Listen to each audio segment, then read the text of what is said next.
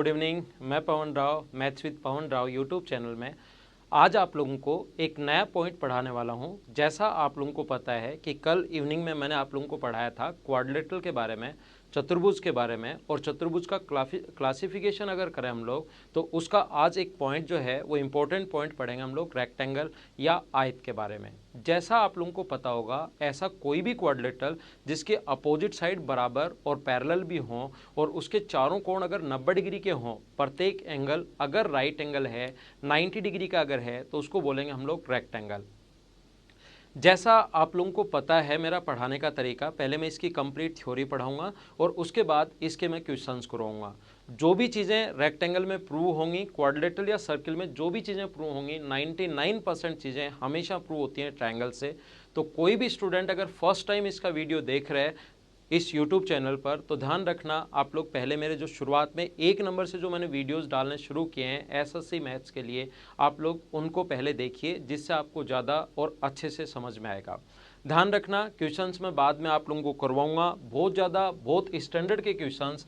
इस टाइप के जो क्वेश्चंस होते हैं अपने पास, मतलब रेक्टेंगल में कैसे कैसे जितने क्वेश्चंस आज तक आपने देखे हैं, वो सारे के सारे क्वेश्चंस का जो बेसिक है वो तो क्लियर होगा ही होगा। जैसे 7 है, ये 24 है, ये एक राइट एंगल है, यहाँ पर एक राइट एंगल इधर से बना देगा, ये अपने पास 15 है और ये राइट एंगल है, तो आप लोग बताइए इसकी लेंथ क्या होगी। तो इस टाइप के जो क्वेश्चंस बनेंगे रेक्टेंगल के अंदर वो तो मैं करवाऊंगा ही करवाऊंगा आपको, लेकिन पढ़ाने के लिए पहले मैं आपको कंप्लीट थ्योरी पढ़ाता हूँ। जैसे आपको कंप्लीट थ्योरी समझ में आई फिर क्वेश्चंस करवाता हूँ। क्वेश्चन पढ़ाते टाइम आप लोग थ्योरी भूल जाओगे, मुझे पता है थ्योरी भूल जाता है स्टूडेंट, तो आप लोग भूल जाओगे। फिर मैं वहाँ पर याद दिलाते चलूँगा तो वापस आपको लगेगा हाँ पढ़ाया था, हाँ पढ़ाया था, हाँ पढ़ाया था। तो उससे क्या होगा कि थ्योरी यहाँ कंप्लीट होगी, क्वेश्चंस करवाते टाइम थ्योरी रिवाइज हो गई। पहले मैंने पढ़ाया, फिर आपने खुद ने पढ़ लिया, क्वेश्चंस करवाते टाइम भी आपने खुद ने पढ़ लिया। तो 3 या 4 बार थ्योरी रिवाइज होने के बाद और साथ साथ क्वेश्चंस में अप्लाई करना भी सीख जाओगे। नहीं तो होता क्या है कि आप लोग एक बार देख लेते हो चीज़ों को और फिर उनको नए क्वेश्चंस अगर बने तो उसमें अप्लाई नहीं कर पाते। तो पहले कंप्लीट थ्योरी में पढ़ाऊंगा, फिर उनको अप्लाई कैसे करना है ये भी चीज़ें सिखाऊंगा, और फिर वापस एक बार थ्योरी के वीडियोज आप लोग देख लेना, सब कुछ क्लियर हो जाएगा, नए क्वेश्चन भी आप लोग बना पाओगे। और जब बाद में मैं आपको क्वेश्चंस करवाने वाला हूँ, ये सारे क्वेश्चंस अच्छे काफ़ी स्टैंडर्ड के करवाऊंगा। तो आज की क्लास में हम लोग शुरुआत करेंगे रेक्टेंगल या आयत की। मैं बता चुका हूँ आपको रेक्टेंगल या आयत होता क्या है। अब ऐसा कोई भी क्वाड्रिलेटरल जिसके अपोजिट साइड बराबर और साथ ही पैरेलल भी हों और प्रत्येक कोण अगर 90 डिग्री हो, उसको बोलते हैं हम लोग रेक्टेंगल। देखिए यहाँ से इस प्रकार से अब शुरुआत करते हैं और इसके मैं 10 या 11 पॉइंट्स पढ़ाने वाला हूँ, जो आप लोग खुद चेक करना। ए, बी, सी और डी इसके अपोजिट साइड बराबर और पैरेलल तो हैं ही हैं, बराबर भी हैं और साथ ही पैरेलल भी हैं। अपोजिट साइड बराबर भी है और साथ ही पैरेलल भी है और प्रत्येक कोण अगर 90 डिग्री हो तो इसको बोलते हैं हम लोग रेक्टेंगल। रेक्टेंगल ऐसा कोई क्वाड्रिलेटरल जिसके अपोजिट साइड बराबर और पैरेलल हो, उसको रेक्टेंगल या आयत बोलेंगे। ध्यान रखना, यहाँ से यहाँ तक इसको लेंथ बोलते हैं, यहाँ से यहाँ तक इसको ब्रेथ या चौड़ाई, और ये है लंबाई। एक बात आप लोग विशेष तौर पर ध्यान रखना, रेक्टेंगल के अंदर अपने पास जो क्षेत्रफल और जो पेरीमीटर और ये वाली जो चीज़ें हैं, ये मैं आप लोगों को पढ़ाने वाला हूँ मेंसुरेशन में।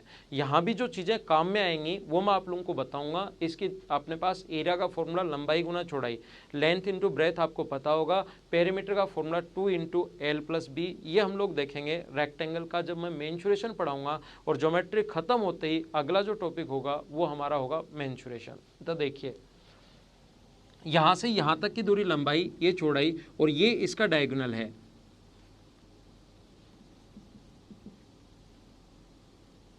यानी कि विकर्ण है, ये इसका डायगोनल या विकर्ण है। यहाँ से यहाँ तक की दूरी, ये भी इसका डायगोनल या विकर्ण है। ध्यान रखना पहला पॉइंट, और पॉइंट वाइज मैं आप लोगों को पढ़ाते चलूँगा। पहला पॉइंट, इसके दोनों जो डायगोनल्स होते हैं वो एक दूसरे के इक्वल होते हैं और एक दूसरे पर परपेंडिकुलर नहीं होते। ये अगर ऐसे साइन है परपेंडिकुलर होंगे मतलब 90 डिग्री का कोण बनाएंगे, ऐसे काट दिया मतलब दोनों डायगोनल्स एक दूसरे को 90 डिग्री पर कोण नहीं बनाते। ये आपको पता होना चाहिए, ये चीज़ें आपको याद होनी चाहिए, क्योंकि इन पर बेस्ड क्वेश्चंस भी बनते हैं, ये आप लोग ध्यान रखना। तो दोनों डायगोनल्स इक्वल होंगे और एक दूसरे पर परपेंडिकुलर नहीं होंगे। पहली बात, इक्वल क्यों होंगे? जैसा मेरा पढ़ाने का तरीका आपको पता है, मैं कुछ भी आप लोगों को बताता हूं तो उसका मैं बेसिक भी साथ क्लियर करवाता हूं, उसका मैं क्यों बताता हूं कि ये क्यों हुआ, उसके साथ आपको क्यों पता होना चाहिए। तो दोनों डायगोनल्स इक्वल, देखो आसान है, ये 90 डिग्री का कोण है, पाइथागोरस थ्योरम से ये वाला जो डायगोनल होगा, ये वाला जो विकर्ण होगा, ये अपने पास होगा L square plus B square का रूट।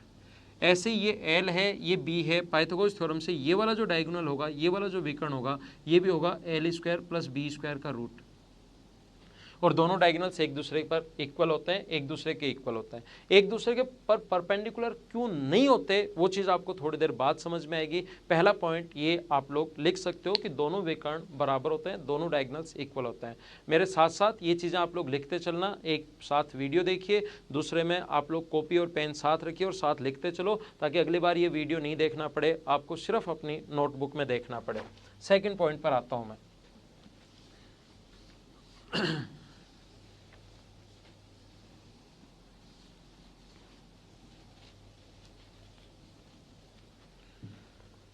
ध्यान रखना आप लोग, इसका जो कोई भी अपने पास दूसरा पॉइंट, ये इस प्रकार से अपने पास एक रेक्टेंगल है ए बी सी और डी। ये कोई भी रेक्टेंगल है ए बी सी और डी, रेक्टेंगल में बता चुका हूँ, ऐसा कोई भी क्वाड्रिलेटरल जिसके अपोजिट साइड बराबर और पैरेलल और प्रत्येक को 90 डिग्री हो। इसके ध्यान रखना दोनों डायगोनल्स एक दूसरे को इक्वली बाइसेक्ट करते हैं, एक दूसरे को समद्विभाजित करते हैं। दोनों डायगोनल्स जो होते हैं एक दूसरे को इक्वली बाइसेक्ट करते हैं। 2 नंबर पॉइंट लिख लेना, दोनों विकर्ण एक दूसरे को समद्विभाजित करते हैं, दोनों डायगोनल्स एक दूसरे को इक्वली बाइसेक्ट करते हैं। ये आप लोग लिख सकते हो, क्यों करते हैं वो बात मैं बताता हूँ। देखिए, ये वाली जो साइड है ये इसके बराबर होगी, ये वाली जो साइड है ये इसके बराबर, लंबाई और लंबाई, रेक्टेंगल बोलते ही उसे हैं। ये दोनों लाइन पैरेलल भी हैं। ये वाला एंगल इसके बराबर, क्यों? क्योंकि वर्टिकली अपोजिट एंगल, एक बार समझाने के लिए मैं ये बता रहा हूँ, इस प्रकार से हटाओ, ये दोनों लाइन अगर पैरेलल हैं, इस प्रकार से इसको भी हटा दीजिए, दो लाइन अगर पैरेलल हैं तो आपको याद होगा कि अपने पास ऑल्टरनेट एंगल जब भी जेड बन रहा हो, एकांतर कोण हमेशा बराबर होता है।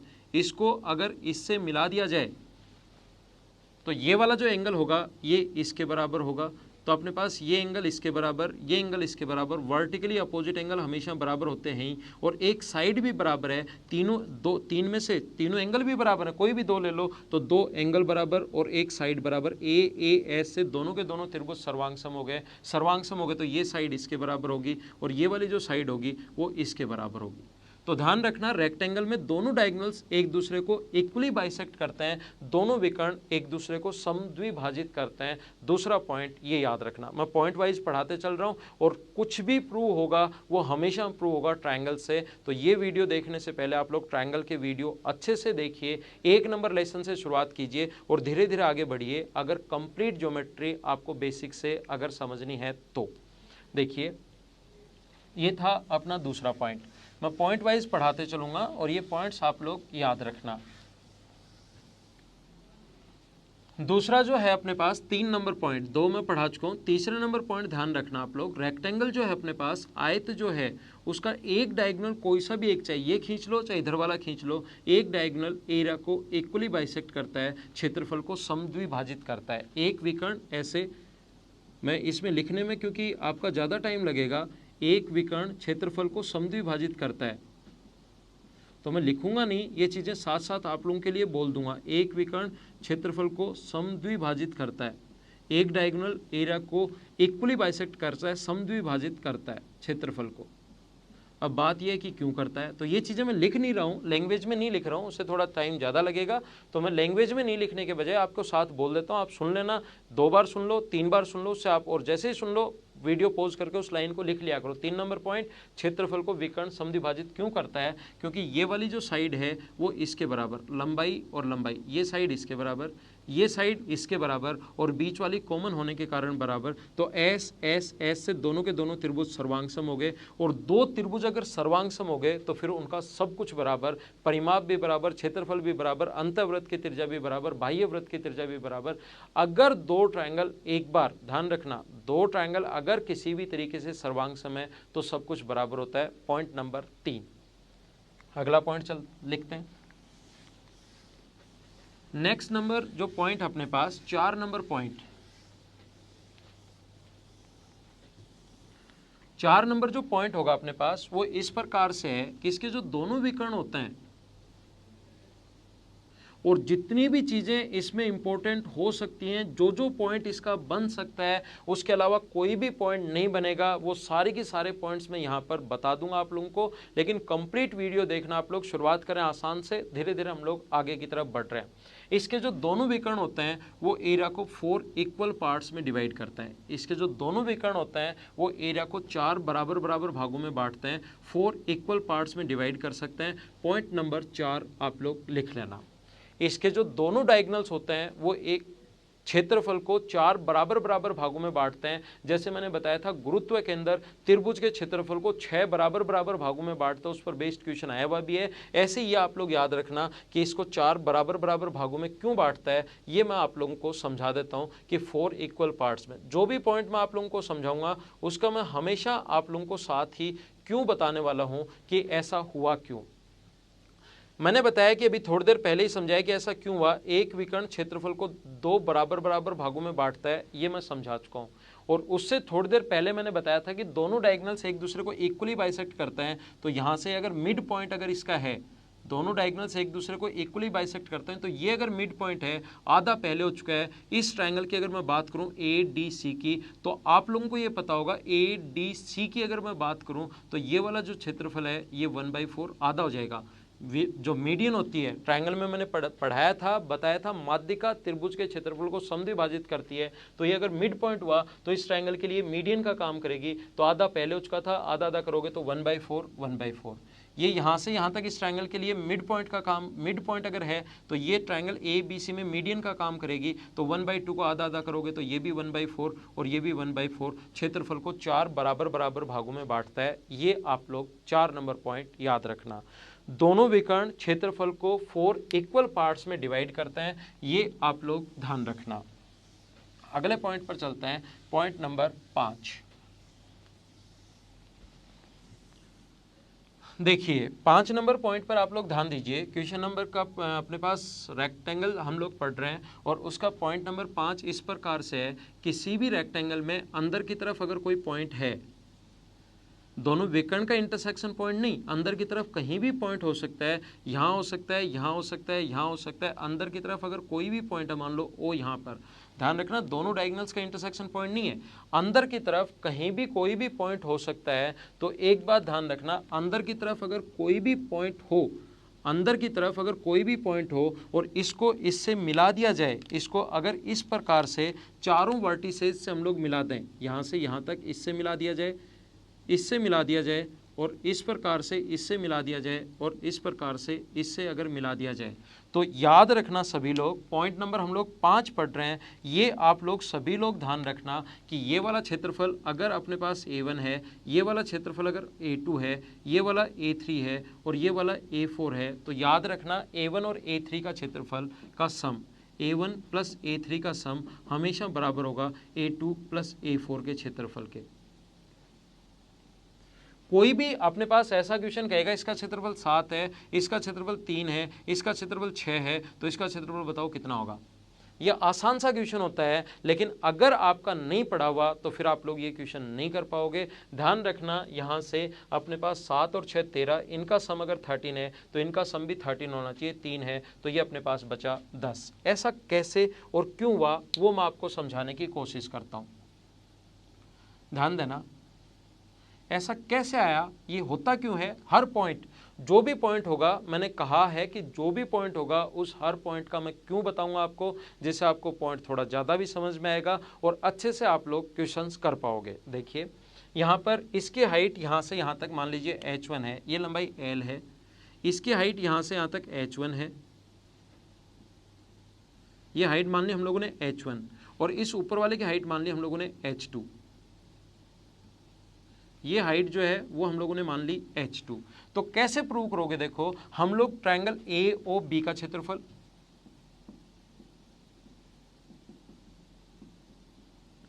प्लस ट्रायंगल AOB और ट्रायंगल COD का क्षेत्रफल ऐड कर रहे हैं, ठीक है ना, ए ओ बी का एरिया और सी ओ डी का एरिया ऐड कर रहे हैं। ये अपने पास हाइट h1 है, बेस अगर l है तो हाफ इंटू बेस, बेस तो अपने पास l है और हाइट जो है वो अपने पास h1 है। बेस l है, हाइट h1, ऊपर वाले का बेस अपने पास हाफ इंटू बेस, बेस तो अपने पास l है और हाइट h2 है। और मुझे सभी लोग देखकर ये बताओ क्या h1 प्लस h2, क्या ये अगर हम लोग b माने, ये चौड़ाई अगर इसकी b माने तो क्या h1 प्लस h2 एक स्ट्रेट लाइन अगर है तो बताओ h1 प्लस h2 की जगह क्या हम लोग b लिख सकते हैं क्या? h1 प्लस h2 की जगह यहाँ से हाफ l कॉमन ले लिया तो अंदर हाफ और l अगर कॉमन ले लो आप लोग, यहाँ से इन दोनों से अगर हाफ और l कॉमन ले लिया तो अंदर बचेगा h1 प्लस h2 और h1 प्लस h2 को आप लोग b लिख सकते हो तो l इंटू बी। तो टोटल का क्षेत्रफल अपने पास l इंटू बी होता है, रेक्टेंगल का एरिया l इंटू बी होता है, टोटल का एरिया अपने पास l इंटू बी होगा। इधर वाले का एरिया अगर हाफ आधा हो गया तो उधर वाले का एरिया भी आधा बचा। और यही मैं आपको समझाना चाहता हूं कि इन दोनों के क्षेत्रफलों का योग इन दोनों के क्षेत्रफलों के योग के बराबर होता है। 5वां नंबर पॉइंट ये आप लोग याद रखना। अगला पॉइंट मैं आप लोगों को समझाता हूं, पॉइंट नंबर 6 देखिए।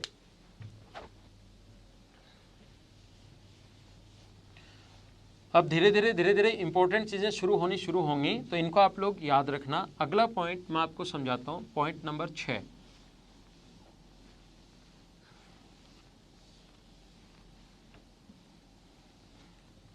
कोई भी रेक्टेंगल है, 6 नंबर पॉइंट मैं आपको समझाता हूं। कोई भी रेक्टेंगल है ए बी सी और डी, 6 नंबर पॉइंट में 2 पॉइंट में समझाऊंगा, फर्स्ट और सेकंड। कोई भी पॉइंट है ए, कोई भी रेक्टेंगल है ए बी सी डी, ये ए है, ये बी है, ये सी है और ये डी है। इसके अंदर कोई भी पॉइंट हो, मान लो ओ, कहीं भी अंदर की तरफ कोई भी पॉइंट हो, अगर ओ और अगर चारों वर्टिसेस को हम लोग इससे मिला दें, ओ से ए को मिला दें, ओ से डी को भी मिला दें, ओ से सी को भी मिला दें और ओ से बी को भी मिला दें।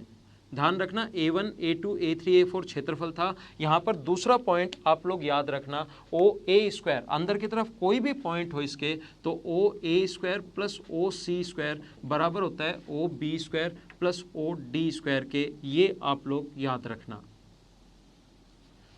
यहाँ से यहाँ तक की लेंथ, क्वेश्चन कैसे पूछेगा, ओ से ए तक की लेंथ 3 है, ओ से बी तक की लेंथ अपने पास 7 है, ओ से सी तक की लेंथ अपने पास 8 है, तो ओ से डी तक की लेंथ कितनी होगी फाइंड आउट कीजिए।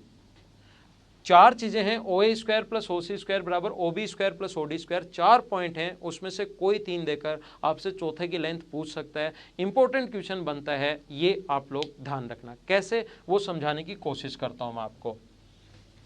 कैसे आया ये, बात ये है कि ये आया कैसे। आप एक काम कीजिए छोटा सा, यहाँ से इस पर परपेंडिकुलर डाल दीजिए P, ये परपेंडिकुलर डाल दीजिए P, यहाँ पर ये परपेंडिकुलर डाल दो Q, ये मान लो यहाँ पर S है P Q और इधर ये परपेंडिकुलर डाल दीजिए S। परपेंडिकुलर मतलब हमेशा 90 डिग्री का कोण।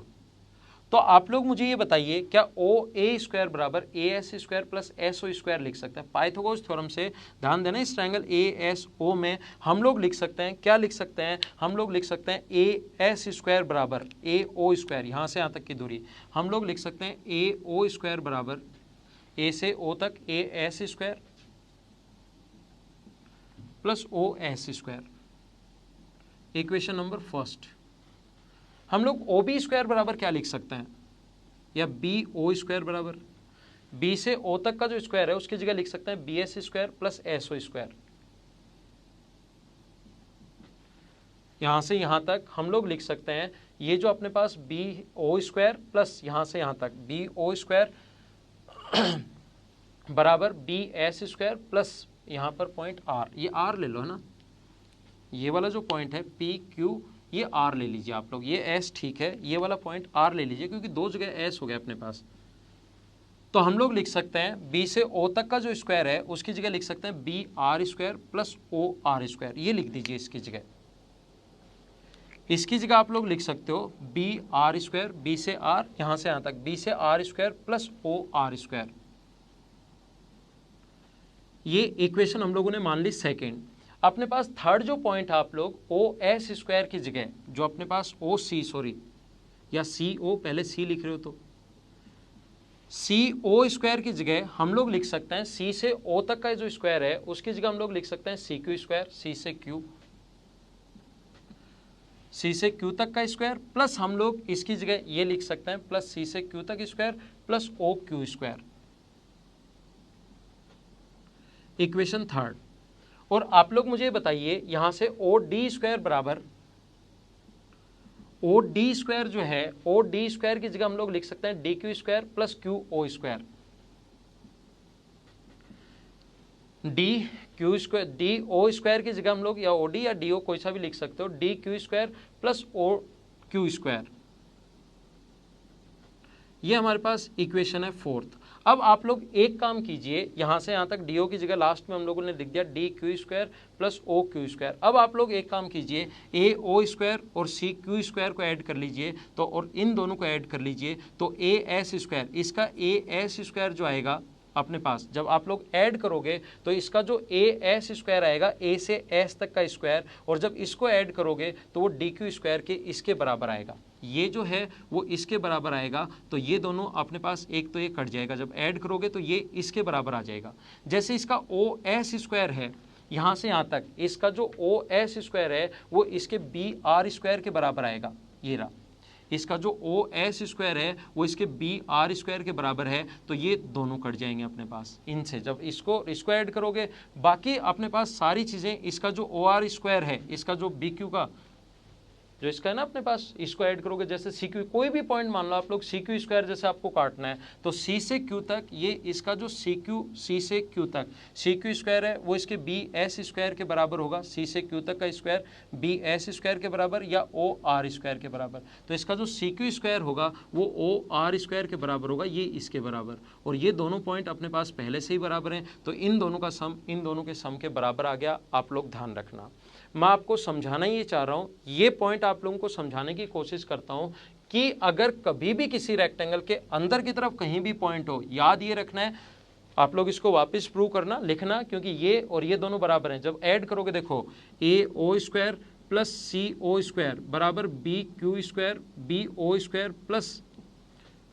डी ओ स्क्वायर, यही मैंने ऊपर लिखा है, ओ वहाँ पर पहले ले लिया। तो ध्यान रखना ये इसके बराबर, ये इसके बराबर, बी आर स्क्वायर से ये कट जाएगा, ये सारे कट जाएंगे और दोनों बराबर आएंगे, करके देखना। यहाँ पॉइंट ये याद रखना कि अगर कोई भी पॉइंट, पहला पॉइंट ये और दूसरा पॉइंट इसके साथ ही ये भी याद रखना, अगर रेक्टेंगल के अंदर पॉइंट है या बाहर, ये ऐसे भी हो सकता है, कुछ लोग ये अंदर वाला ही पढ़ते हैं, ए बी सी और डी। आप लोग याद रखना किसी भी रेक्टेंगल के अंदर, रेक्टेंगल क्या होता है वो मैं बता चुका हूँ, रेक्टेंगल के अंदर कोई पॉइंट है या रेक्टेंगल के बाहर अगर कोई पॉइंट है, ध्यान रखना इसको इनसे मिला दिया जाए तो O A square plus O B square, O A square plus O C square बराबर O D square plus O B square हमेशा और हमेशा होगा। चाहे रेक्टेंगल के अंदर पॉइंट हो, अंदर पॉइंट कई जगह आप लोग देख लोगे, लेकिन ध्यान रखना रेक्टेंगल के चाहे अंदर पॉइंट हो या रेक्टेंगल के बाहर पॉइंट हो, याद रखना ओ से ए तक का स्क्वायर और ओ से सी तक के स्क्वायर का सम ओ से डी स्क्वायर और ओ बी स्क्वायर के सम के बराबर होगा। दोनों पॉइंट के लिए ठीक है। 6 नंबर पॉइंट ये आप लोग याद रखना। आगे चलता हूँ, अगला पॉइंट मैं समझाता हूँ, पॉइंट नंबर 7।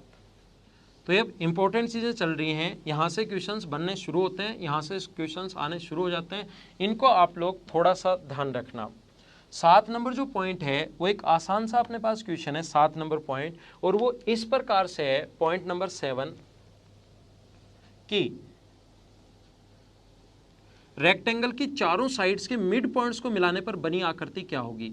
ये कोई भी रेक्टेंगल है, ए बी सी और डी, और इसके चारों पॉइंट्स के मिड पॉइंट्स को अगर मिला दिया जाए, चारों साइड्स के अगर मिड पॉइंट्स को मिला दिया जाए तो ये बनेगा जो पी क्यू आर जो एस बनेगा, ये कौन सा चतुर्भुज होगा। 4 ऑप्शन दे देगा, रेक्टेंगल होगा, स्क्वायर होगा, पैरेललोग्राम होगा या रोम्बस होगा। आयत, समचतुर्भुज, समांतर चतुर्भुज या वर्ग, कौन सी आकृति होगी, ऐसा हम लोगों से पूछ लेगा। ध्यान रखना, कल की क्लास में भी मैंने बताया था, सिमिलरिटी जब पढ़ाया था उस टाइम भी मैंने आप लोगों को बताया था, एक चीज़ आप लोग ध्यान रखना, ट्रायंगल के 2 साइड्स के मिड पॉइंट्स को मिलाने वाली लाइन तीसरी से आधी और उसके पैरेलल होती है, ऐसा मैं कम से कम आपको 20 बार बता चुका हूँ। दो साइड्स के मिड पॉइंट्स को मिलाने वाली लाइन तीसरी से आधी और उसके पैरेलल होगी, तो यहां पर कौन सी आकृति बनेगी? आप एक काम कीजिए, यहां से एक डायगोनल खींच लो। ये डायगोनल अगर डी है तो फिर एक ट्रायंगल तो ऊपर की तरफ बनेगा, एक ट्रायंगल नीचे की तरफ बनेगा, और मिड पॉइंट को मिलाने वाली लाइन मैं पहले ही समझा चुका हूं, मिड पॉइंट को मिलाने वाली लाइन तीसरी से आधी और उसके पैरेलल होती है। ये इसके पैरेलल, ये इसके पैरेलल, तो ये भी आपस में भी एक दूसरे के साथ पैरेलल होंगी। और ऐसे ही अपने पास, ध्यान देना आप लोग, ऐसे ही अपने पास दूसरा अगर डायगोनल खींच दिया जाए, दूसरा विकर्ण अगर खींच दिया जाए, तो दोनों डायगोनल्स की लेंथ बराबर होती है। अपने पास पहले वाले को डी माना तो ये भी अपने पास डी होगा, और ये अपने पास डी अगर है तो इधर भी एक रेक्टेंगल, इधर एक ट्रायंगल उस साइड बनेगा, एक ट्रायंगल इस साइड बनेगा, और ट्रायंगल के मिड पॉइंट को मिलाने वाली लाइन तीसरी से आधी और उसके पैरेलल होती है, तो ये डी है तो ये भी d/2 होगा। और इधर ये अगर d था तो इस इधर वाले ट्रायंगल के लिए भी ये d/2 होगा। अपोजिट साइड बराबर और पैरेलल, अपोजिट साइड बराबर और पैरेलल। और जब भी अपोजिट साइड बराबर और पैरेलल होती हैं तो आपके दिमाग में आएगा या तो रेक्टेंगल होगा या पैरेललोग्राम होगा। अपोजिट साइड बराबर और पैरेलल तो या तो रेक्टेंगल होगा या अपने पास पैरेललोग्राम होगा, या तो आयत होगा या समांतर चतुर्भुज होगा। ध्यान रखना, दोनों डायगोनल्स एक दूसरे को 90 डिग्री पर नहीं काटते। ये 90 डिग्री पर अगर नहीं काटते तो लाइन पैरेलल है, और आपको मैं समझा चुका हूं, दो लाइन जब भी पैरेलल हो अंतः कोणों का योग 180 डिग्री होता है। अगर ये यहाँ पर 90 होता तो ये भी 90 होगा, अगर ये 90 नहीं है तो ये भी 90 नहीं होगा। ऐसे ये दोनों लाइन भी पैरेलल हैं और अंतः कोणों का योग 180 डिग्री। मैं आपको लाइन के बारे में और एंगल के बारे में एक दिन समझा चुका हूँ, एक लेसन में डाल चुका हूँ, उसको ध्यान से देखिए। अगर आपका बेसिक थोड़ा सा ज़्यादा वीक है तो ये अपने पास 90 डिग्री नहीं है तो ये भी अपने पास 90 डिग्री नहीं होगा, क्योंकि अंतः कोणों का योग 180 डिग्री। जैसे 70 है, 90 नहीं है, 90 हुआ तो 90 होगा, लेकिन ये अगर 70 है तो फिर ये अपने पास 70 110 होगा, क्योंकि दोनों का सम अपने पास 180 होना चाहिए। ये 90 नहीं, ये 90 नहीं, ये 90, चतुर्भुज के चारों कोणों का योग 360, तो ये भी 90 नहीं होगा। अगर ये 90 90 90 होता तो ये भी 90 होता, लेकिन ये 90 90 नहीं है, 90 से छोटा है, 90 से बड़ा है, तो वो भी 90 नहीं होगा। और 90 अगर नहीं होगा तो ये जो PQRS बनेगा ये एक रोम्बस बनेगा, समचतुर्भुज बनेगा। बहुत ज़्यादा इंपॉर्टेंट, एसएससी के पॉइंट ऑफ व्यू से एसएससी क्वेश्चन पूछ सकता है, तो ये ज़्यादा बहुत इंपॉर्टेंट पॉइंट है, ध्यान रखना आप लोग। अगला पॉइंट नंबर 8, किसी भी रेक्टेंगल में, इस प्रकार से कोई भी रेक्टेंगल है ए बी सी और डी, हमेशा ध्यान रखना रेक्टेंगल में दोनों जो डायगोनल्स होते हैं यहां से यहां तक अगर मिला दिया जाए तो ये पॉइंट भी आप लोग लिखना कि दोनों लाइन पैरेलल हैं, ये एल, ये लाइन पैरेलल है, ये बी, ये एल, अपोजिट साइड बराबर होती हैं। ये अगर बी है तो ये भी बी। एक बात ध्यान रखना, दोनों लाइन अगर पैरेलल हैं तो ये कोण अगर x होगा तो ये कोण अपने पास x होगा, और ये कोण अगर अपने पास z बन रहा है, देखो ऐसे यहां पर भी अपने पास ये z बन रहा है, ये कोण अगर y होगा तो ये कोण भी अपने पास y होगा। अगला पॉइंट ध्यान रखना कि रेक्टेंगल में जो विकर्ण होते हैं, विकर्ण जो होते हैं, डायगोनल्स जो होते हैं, वो एंगल बाइसेक्टर नहीं होते। ये चीज़ याद होनी चाहिए आपको, कभी कभार गलती कर देते हो, यहाँ पर जो एंगल अपने पास विकर्ण जो है वो कोण समद्विभाजक नहीं होते, ये इसके बराबर होगा, ये इसके बराबर होगा, ये ध्यान रखना। यहाँ पर दोनों बराबर बराबर नहीं होते, क्योंकि ये साइड इसके बराबर नहीं है। कॉन्ग्रेंट सर्वांग-सम तो होते हैं, ये त्रिभुज और ये त्रिभुज सर्वांग-सम तो होंगे, तो सर्वांग-सम में ये एंगल इसके बराबर होगा और ये एंगल इसके बराबर होगा। तो अगला पॉइंट 8 नंबर ध्यान रखना कि विकर्ण जो होते हैं वो एंगल बाइसेक्टर नहीं होते, कोण समद्विभाजक नहीं होते, ध्यान रखना।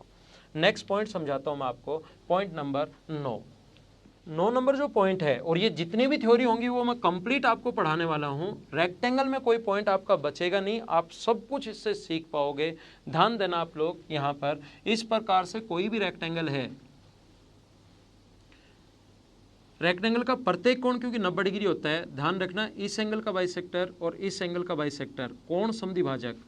एंगल बाइसेक्टर जहां पर मिलते हैं उस वहां पर बना कोण 90 डिग्री होता है, क्योंकि एंगल बाइसेक्टर ये 45 डिग्री और ये 45 डिग्री, तो एंगल बाइसेक्टर जहां पर मिलते हैं वहां पर 90 डिग्री का कोण बनता है। तो 9 नंबर, ये तो आपको याद रखना है, 9 नंबर पॉइंट ये है अपने पास, ये ध्यान रखना आप लोग। 9 नंबर पॉइंट क्या है? 9 नंबर पॉइंट ये है कि अपने पास ये रेक्टेंगल है कोई भी, इस एंगल का बाइसेक्टर कोण समद्विभाजक, ये नाम दे देता हूं मैं ए बी सी और डी। इस एंगल का बाइसेक्टर और इस एंगल का बाइसेक्टर मान लो हमें मिलते हैं पी पर। एंगल बाइसेक्टर कोण समद्विभाजक है, एंगल का बाइसेक्टर है, कोण समद्विभाजक है, ये भी एंगल बाइसेक्टर है, कोण समद्विभाजक है।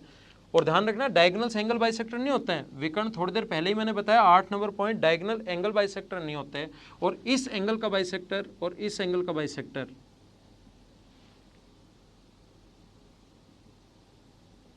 ये इधर मिलते हैं मान लो एस पर, और ये जो पॉइंट है ये अपने पास आर मान लो, पी ये क्यू मान लो, ये आर और एस। और क्वेश्चन हम लोगों से पूछा जाता है कि बताओ पी क्यू आर एस कौन सा चतुर्भुज है, पैरेललोग्राम है, रेक्टेंगल है, आयत है या स्क्वायर है। चारों ऑप्शन में से हम लोगों को चारों ऑप्शन देकर कोई भी एक पूछ सकता है कि कौन सा होगा।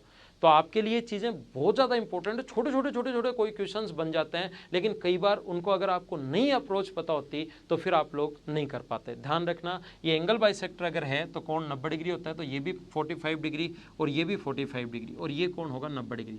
तो ध्यान रखना इस 45 डिग्री के सामने पी बी और इस 45 डिग्री के सामने ए से पी तक और इधर पी से बी तक, ए पी बराबर होगा पी बी के, ए पी बराबर होगा पी बी के। और मान लो एक्स है ए से पी तक और पी से बी तक। ऐसे ही ध्यान रखना डी से एस तक और सी से एस तक, डी से एस बराबर सी से एस बराबर भी अक्स होगा, क्योंकि एंगल बाइसेक्टर है। तो ये कोण 45 डिग्री, देखो ध्यान देना दोनों के दोनों त्रिभुज, ये ब्लैक लाइन और ब्लू लाइन, ये ब्लैक लाइन और रेड लाइन, दो जो ट्रायंगल बनेंगे ए पी बी और ट्रायंगल सी ए सी एस डी, ये दोनों सर्वांग सम होंगे, क्योंकि ये लाइन एल है, ये लाइन एल है। कोण 45 डिग्री 45 डिग्री 90 डिग्री, 45 45 90 डिग्री, तो ये दोनों के दोनों त्रिभुज सर्वांग सम होंगे, तो लाइन बराबर होनी है। ये अगर एक्स है तो ये भी एक्स। इधर ध्यान देना आप लोग, मुझे ये बताइए यहाँ से यहाँ तक टोटल, ये यहाँ से यहाँ तक अपने पास एक्स है, जैसे ये यहाँ से यहाँ तक x है, लेकिन D से R की अगर मैं बात करूँ, ये भी एंगल बाइसेक्टर है 45 डिग्री,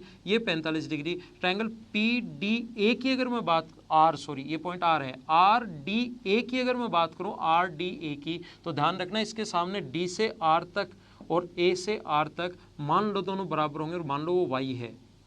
तो टोटल यहाँ से यहाँ तक ध्यान देना आप लोग, ये जो है अपने पास यहाँ से यहाँ तक, ये यहाँ से यहाँ तक अपने पास x है और यहाँ से यहाँ तक अपने पास y है। तो मुझे ये बताओ ये नीचे वाला यहाँ से यहाँ तक क्या अपने पास x माइनस वाई बचा क्या?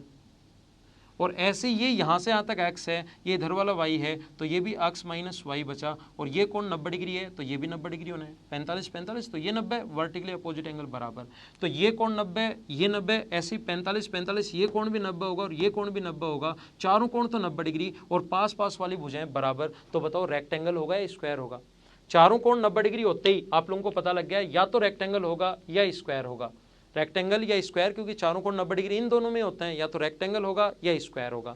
तो 90 डिग्री इसलिए 45 में ये बाहर वाला 90, ये दोनों जहां पर मिलते हैं तो ये तो 90 हो गया आपको पता है, और ये इधर वाला 90 क्योंकि 45 45 तो ये भी चारों कोण 90 डिग्री होते हैं। आपके दिमाग में आएगा या तो स्क्वायर होगा या रेक्टेंगल होगा, इन दोनों ही ऑप्शन है। तो दोनों ऑप्शन अगर हैं तो हमें पता करना पड़ेगा, ये एक्स है इधर वाला वाई तो एक्स माइनस वाई, ये एक्स है ये Y X minus Y, adjacent side बराबर है और चारों कोण 90 डिग्री। तो अपना आंसर होगा ये वाला जो होगा वो स्क्वायर होगा। ध्यान रखना आपको। पॉइंट नंबर 10, नेक्स्ट पॉइंट मैं आपको बताता हूँ, पॉइंट नंबर 10।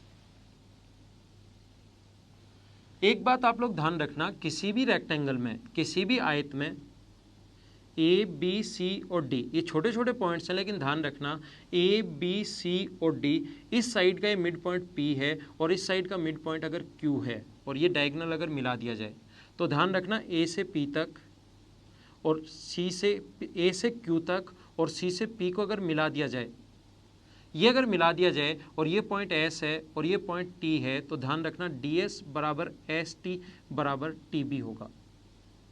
मिड पॉइंट्स को मिलाने वाली जो लाइन होती हैं, सी से इसके मिड पॉइंट, डायग्राम ध्यान रख लेना, ये इससे इसके मिड पॉइंट को मिला दिया जाए और ये इससे इसके मिड पॉइंट को मिला दिया जाए, तो यहाँ से यहाँ तक जो लाइन हम लोग खींचेंगे, ये अपने पास ये और ये तीनों बराबर होंगे। इस डायगोनल को 3 इक्वल पार्ट्स में डिवाइड करेगा। ये आप लोग ध्यान रखना। अगला पॉइंट, अगला जो पॉइंट है 11 नंबर जो पॉइंट है वो इस प्रकार से अपने पास है, कोई भी रेक्टेंगल अपने पास है,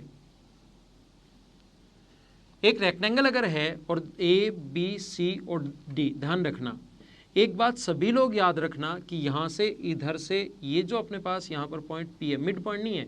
एक ट्रायंगल अगर हम लोग बना दें, इसके अंदर पूरा बेस लेकर एक ट्रायंगल अगर बना दें तो इस ट्रायंगल का जो एरिया होगा वो टोटल के एरिया का हाफ होगा। आप लोग क्यों होगा, ये अपने पास एल है और ये अपने पास बी है, तो अपने पास रेक्टेंगल का जो एरिया होगा वो तो होगा एल इंटू बी, और जो अपने पास ट्रायंगल का एरिया होगा उसकी हाइट तो यही होनी है एल, अपने पास हाइट तो ये बी होनी है, क्योंकि ये बी है तो ये 90 डिग्री का कोण बी रहेगा। तो अपने पास इसके एरिया का फॉर्मूला होता है half into B into L. तो याद रखना बहुत ज़्यादा इंपॉर्टेंट है। आपको अभी आसान लगेगा, आपको लगेगा कि यार ये तो आसान सा है, कोई दिक्कत है ही नहीं इसमें, तो याद रखना ये मिड पॉइंट नहीं है। कहीं भी अगर आप लोग एक ट्रायंगल बना लेते हो इस प्रकार से, तो इस ट्रायंगल का जो एरिया होगा वो टोटल के एरिया का हाफ होता है, कुल के क्षेत्रफल का आधा होता है। ये आप लोग ध्यान रखना। मैं आपको क्या समझा रहा हूँ, मैं आपको ये समझा रहा हूँ कि किधर से भी एक बेस लेकर, जरूर नहीं नीचे वाला ही लो, किधर से भी बेस ले लो, ये कंप्लीट बेस लेकर इधर अगर एक ट्रायंगल बना दिया तो इसका जो क्षेत्रफल होता है वो टोटल के एरिया का हाफ होगा, कुल के क्षेत्रफल का आधा होता है। ये पॉइंट आप लोग ध्यान रखना, क्योंकि इसका बी है और ये लंबाई एल है, तो रेक्टेंगल का एरिया तो एल इंटू बी, और ट्रायंगल का जो एरिया बनेगा ये यहाँ से यहाँ तक एल और ये बी, उसके एरिया बनेगा half into L into B, तो आधा हो गया। तो मिड पॉइंट जरूरी नहीं, कहीं भी मिला लो आप लोग, चाहे यहाँ पर मिला दो, इस प्रकार से इसका क्षेत्रफल टोटल जो रेक्टेंगल है उसके एरिया का हाफ होगा। क्यों होगा वो मैंने बता दिया। एक पॉइंट मैं आपको, क्योंकि इतनी चीज़ें जब मैं पढ़ाता हूँ कुछ पॉइंट्स आपको खुद को भी प्रूव करने चाहिए जिससे आपका दिमाग चलना शुरू हो। नहीं आए तो उसके लिए तो मैं हूँ ही, मुझसे पूछ सकते हो ये पॉइंट तीनों बराबर बराबर क्यों होते हैं। और ध्यान रखना जितना भी ट्रायंगल मैंने पढ़ाया उसी से प्रूव होगा, कोई भी नया पॉइंट नहीं है। लेकिन ट्रायंगल आप लोग ध्यान से पढ़ोगे तो इसको आसानी से आप लोग प्रूव कर लोगे। प्रूव करना कमेंट बॉक्स में तो लिखना ही आपको। इसके मैं आपको 2-3 क्वेश्चन समझा देता हूं जिससे आपको थोड़ा सा रेक्टेंगल ज़्यादा और सही समझ में आए। कोशिश करना समझने की। कुछ अच्छे और इम्पोर्टेंट क्वेश्चन जो बाद में तो करेंगे ही करेंगे हम लोग, यहाँ पर भी मैं आप लोगों को बता देता हूँ।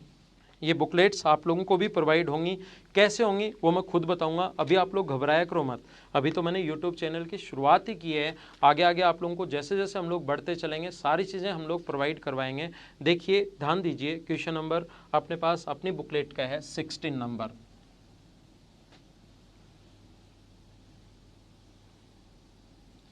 जो हम लोग पेपर लेते हैं, ये एक पेपर था जो अपने पास 60 क्वेश्चंस का पेपर था, उसका paper number geometry test number 2 है, उसका एक क्वेश्चन मैं आप लोगों के लिए ले रहा हूँ।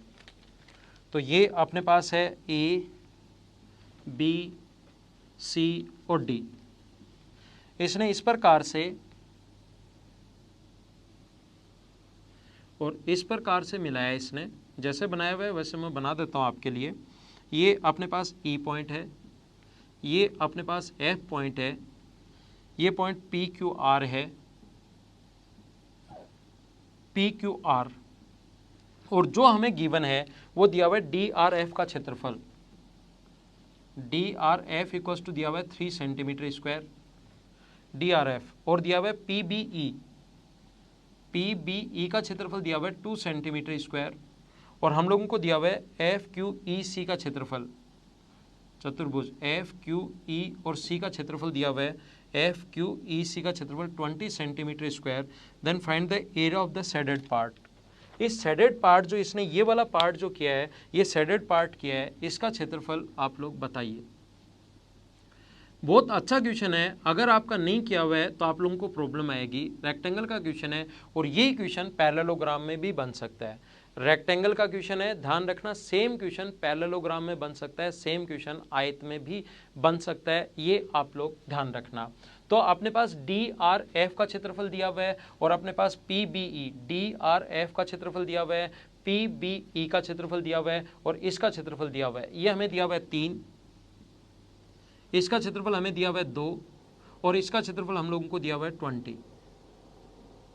आप एक काम कीजिए, इसको नाम दो। कैसे करोगे क्वेश्चन को मैं समझाता हूँ आपको। ये जो रेड कलर में दिखाई दे रहा है इसका क्षेत्रफल पूछा है, तो मैं ब्लू में लिख देता हूँ। इसको नंबर दो, इसको नंबर दो 1 नंबर, इसका नाम दो 2 नंबर, ये 3 है, ये 4 है, ये 5 है, ये 6 है, ये 7 है और ये 8 है। जो ये दिया हुआ था ये मैंने लाल अक्षरों में यहाँ पर लिख लिया है। इसका क्षेत्रफल ये 2। आप लोग सभी लोग मिलकर मुझे ये बताइए, क्या अपने पास इधर से देखो अभी भी समझाया था, और जब भी क्वेश्चन आया उसको पोज करके एक बार करने की कोशिश किया करो आप लोग हमेशा, जिससे आपको चीज़ें ज़्यादा समझ में आएगी। तो हम लोग क्या करेंगे, मुझे बताइए 1, 4 और 6 का जो क्षेत्रफल है, इस प्रकार से ट्रायंगल बना दिया। 1, 4 और 6 का क्षेत्रफल है, क्या टोटल के क्षेत्रफल का हाफ होगा? क्या आप कहोगे होगा? हाँ ना बताओ, होगा या नहीं होगा? जहां पर आप बैठे हैं हाँ ना वो बोलना है। 1, 4, 6 का क्षेत्रफल ऐसे ट्रायंगल बना दिया तो हाफ होगा। एक ऐसे ऊपर वाला बेस, चाहे नीचे वाला लेकर बना दो, चाहे ऊपर वाला कंप्लीट क्षेत्रफल लेकर बना दो, क्या 3, 4 और 8 का क्षेत्रफल भी टोटल का हाफ होगा? क्या हाँ ना बताओ? हाँ होगा। देखिए तो हम लोग लिख सकते हैं हाफ क्षेत्रफल 3, 4 और 8 का जो क्षेत्रफल है, 3 का क्षेत्रफल, 4 का क्षेत्रफल और 8 का क्षेत्रफल टोटल का आधा होगा। 1 का क्षेत्रफल, 4 का क्षेत्रफल और 6 का क्षेत्रफल, 1 का क्षेत्रफल, 4 का क्षेत्रफल और 6 का क्षेत्रफल भी टोटल का हाफ होगा। और ये दो हाफ, इधर वाले का भी हाफ है, इधर वाले का भी हाफ है, दो हाफ को अगर ऐड कर दें तो टोटल के क्षेत्रफल के बराबर आना चाहिए। 1 + 2 + 3 + 4 + 5 + 6 + 7 + 8 के बराबर आना चाहिए। अगर आप लोग 1, 2, 3, यहाँ भी 2 और 3 है, ऐसे कंफ्यूज अगर कभी हो तो इसको ABCDEFGH मान लेना। देखो 1 3 से 3 कट जाएगा, 4 से 4 कट जाएगा, 6 से 6 कट जाएगा, और कोई कट रहा है क्या? 1 से अपने पास कट जाएगा, 1 कट गया, और अपने पास और कोई संख्या कट रही है क्या? अपने पास 3, 4 और 8 का क्षेत्रफल, 3, 4 और 8 का जो क्षेत्रफल है, 3, 4 और 8 का क्षेत्रफल, 8 से 8 भी कट रहा है, ये कट रहा। आप और कोई कट रहा है क्या? नहीं। तो आप 4 का क्षेत्रफल होगा 2, 5 और 7 के क्षेत्रफल का। 4 का क्षेत्रफल पूछा है, 2 का क्षेत्रफल भी दिया हुआ है, 5 का क्षेत्रफल भी दिया हुआ है और 7 का क्षेत्रफल भी दिया हुआ है। ऐड कर दोगे तो आंसर आ जाएगा 25 सेंटीमीटर स्क्वायर। बहुत अच्छा क्वेश्चन था, बहुत इंपॉर्टेंट क्वेश्चन था। अगर आप लोग समझ पाए हो अच्छी बात है, नहीं समझ पाए तो इसको एक बार वीडियो को फिर से देखना, थोड़ा सा पीछे करके। एक क्वेश्चन रेक्टेंगल के, और तो क्वेश्चंस मैं करवाऊंगा ही, एक क्वेश्चन मैं आप लोगों को और समझाता हूं। देखिए रेक्टेंगल के बाद बहुत सारे क्वेश्चंस मैं करवाने वाला हूं इसके, लेकिन एक क्वेश्चन मैं आप लोगों को और समझा देता हूं। इस प्रकार से अगर कभी भी है,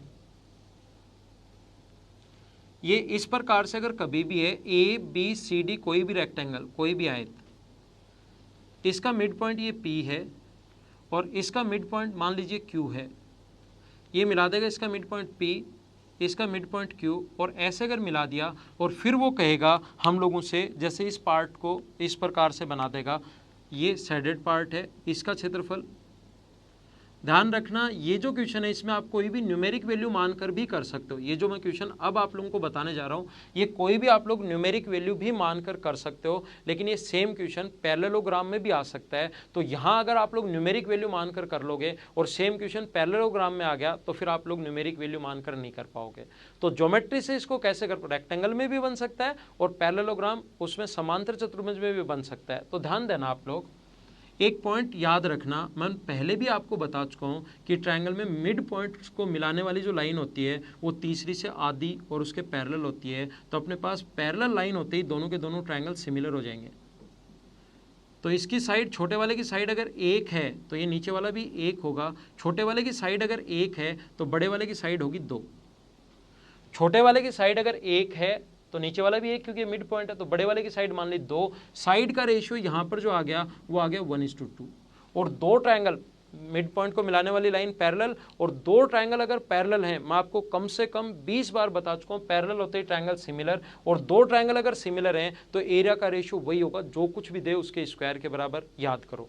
तो साइड का रेशियो अगर 1:2 है तो बताओ एरिया का रेशियो कितना होगा? 1:4। तो इसका छोटे वाले का क्षेत्रफल अगर 1 है और टोटल का एरिया अगर 4 है तो इसका क्षेत्रफल बचा 3। तो ध्यान रखना किसी भी ट्रायंगल में मिड पॉइंट को मिलाते ही एरिया 1:3 के रेशियो में बढ़ता है। छोटे वाले का एरिया 1, बड़े वाले का 4, तो नीचे वाले का 3। एक तो ये पॉइंट ध्यान रखना। दूसरा आप लोगों को याद होगा, एक मैंने ये बताया था कि रेक्टेंगल में एक डायगोनल खींचते ही क्षेत्रफल आधा आधा हो जाता है। एक डायगोनल खींचते ही क्षेत्रफल आधा आधा हो जाता है, ये बात भी मैं बता चुका हूं। और ये दो पॉइंट अगर आपको ध्यान है तो अब ये क्वेश्चन आप लोग आसानी से कर पाओगे।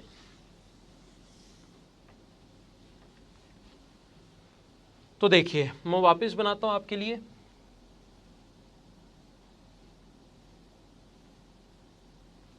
A, B, C और D।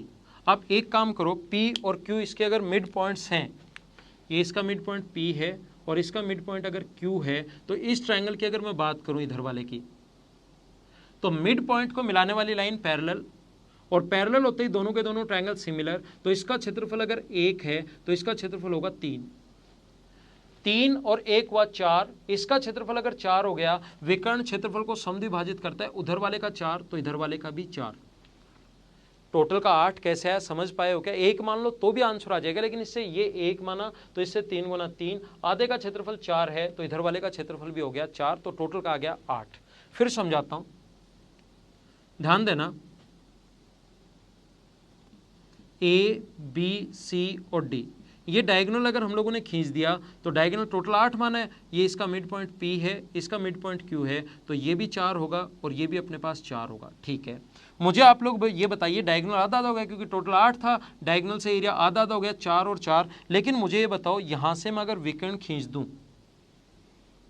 तो 4 था, इधर वाले का भी मिड पॉइंट अगर मिला दूं किसी भी वर्टेक्स से, ट्रायंगल, ये ट्रायंगल है, टोटल 4 है, ट्रायंगल के मिड पॉइंट को मिलाने वाली क्षेत्र, ये भी 2 होगा, ये भी 2 होगा। मीडियन त्रिभुज के क्षेत्रफल को समद्विभाजित करती है, ऐसे ही नीचे वाले ट्रायंगल में मिड पॉइंट है तो ये मीडियन का काम करेगी, और मैं बता चुका हूँ माध्यिका त्रिभुज के क्षेत्रफल को समद्विभाजित करती है, तो ये भी 2 और अपने पास ये भी 2। अब ध्यान देना, इसके अगर मैं बात करूं तो ये वाला जो क्षेत्रफल टोटल 8 मानकर अगर चलें तो ये वाला क्षेत्रफल अपने पास पी सी क्यू का क्षेत्रफल आया है 1, क्यों आया है वहां देख लीजिए, इस ए बी क्यू का क्षेत्रफल जो आया है वो 2 आया है और इसका क्षेत्रफल भी 2 आया है। टोटल का अगर 8 था, 2 1 और 2 5 हो गया, तो बीच वाले का बचा 3, तो यही अपने पास शेडेड पार्ट और अनशेडेड पार्ट का एरिया अगर पूछे तो आंसर होगा 3:5, ये अपना आंसर है। फिर देखो, तो ये क्वेश्चन अगर रेक्टेंगल में आए तो मैं कह रहा हूं कि आप लोग कोई भी न्यूमेरिक वैल्यू मानकर भी कर सकते हो, लेकिन जब सेम क्वेश्चन पैरेललोग्राम में आएगा तो आप लोग फंस जाओगे।